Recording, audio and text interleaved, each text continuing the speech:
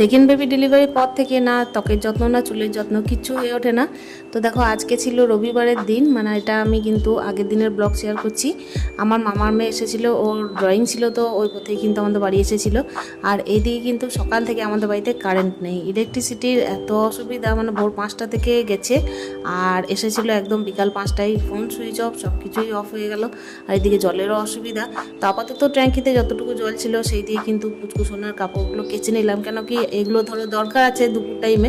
তো সেই কারণে দুপুরে তো আমি ডাইপার পরাই না, চেষ্টা করি একটা পরানোর কিংবা না পরানোর। তো যাই হোক, এগুলো সকাল সকাল কেচে নিই আর চটচট করে মিলে দিই। আপাতত জামাগুলো নিচে মিলে দিয়েছি।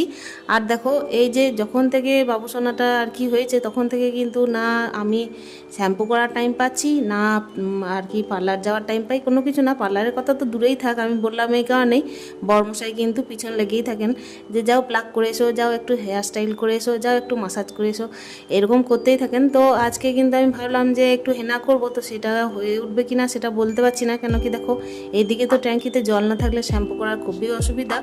তো এই করতে করতে কিন্তু আমি এই যে কাছাকাছির পরে রান্নাটা বসিয়ে দিয়েছিলাম।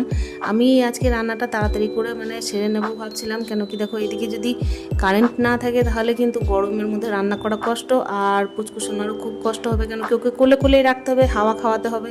তো এই কারণে আমি চেষ্টা করলাম যে এখন স্নানটা করব না, আমি কিন্তু এই যে কাছাকাছির পরে ভালোভাবে একটু ফ্রেশ হয়ে নিয়ে তারপরে জামাকাপড় চেঞ্জ করে আমি কিন্তু এইদিকে রান্নাটা বসিয়ে দেবো।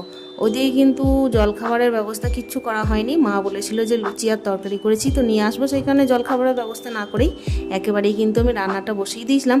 আর এই যে সকাল টাইমে হোক বা যে কোনো টাইমে হোক, যখনই আমি কাপড়গুলো কাচি না কেন আমার কিন্তু একদম সমান করে মিলতে আর ঠিকঠাক করে ভাঁজ করে রাখতে খুব ভালো লাগে। যে কোনো কাপড়ই কিন্তু আমাকে ঠিকঠাক করে মিলে রাখতে বেশি পছন্দ হয়।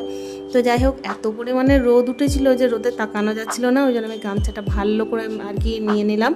পুচকুসোনার কাপড় হয়ও কিন্তু প্রচুর, মানে কি বলতো সবই কিন্তু হিসু করা কাপড়, তো এগুলোকে তো ভালোভাবে কাচতেই হবে। এমনি আমি কি করি বলতো, সাধারণত সব দিন ডেটল ইউজ করি না, গরম জল আর একটু সার্ফ এক্সেল দিলে কিন্তু কাপড়টা খুব সুন্দরভাবেই আর কি পরিষ্কার পরিচ্ছন্ন হয় আর রোদটা পাই।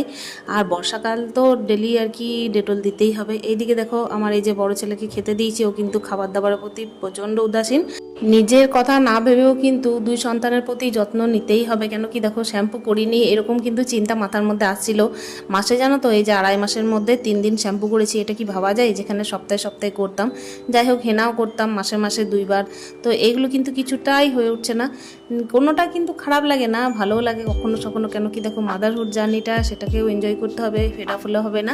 যাই হোক, সন্ধ্যের টাইমে আবার ফিরে এলাম আর এই টাইমে চাউমিন করেছিলাম একটুখানি। তবে হ্যাঁ, আমার ননদ এসেছিলো বলে আর